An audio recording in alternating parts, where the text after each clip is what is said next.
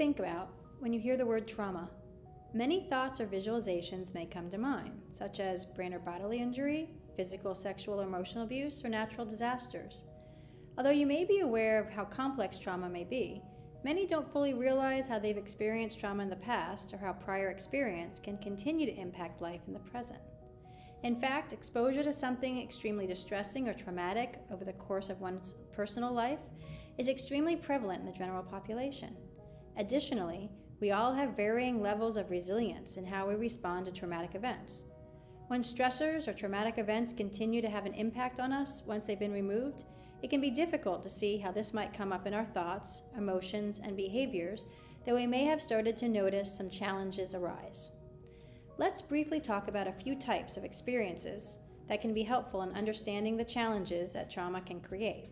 Although one traumatic event, known as acute trauma, can trigger post-traumatic stress, multiple, repeated acute traumas that occur over time can also lead to what is called complex or chronic trauma. This may result from years of bullying, neglect or abuse, or long-term illness. When someone experiences a variety of traumatic events or experiences, complex PTSD can emerge, which tends to further disrupt our relationships, our self-concept, and our emotions. Finally, what is called repeated exposure trauma, or RET, is a cumulative effect of regularly caring for those who have been wounded or in distress, or what is called secondary trauma, or compassion fatigue. This can be extremely common in those of us who take care of others or who work in professions of helping others. What is most important about the idea of labeling these experiences is that we then have the ability to develop more awareness and the understanding of the types of resources that we might need.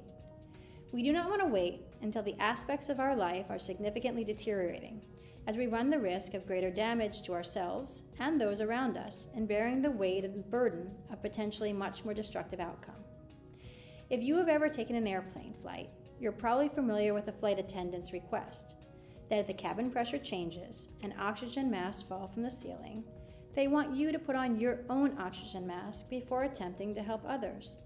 The lesson being is that you're no good to others unless you first take care of yourself. I would encourage you to move forward as we look at the specific warning signs and how to use this awareness to assess what you're currently doing to support your mental health and wellness. Thank you for being here.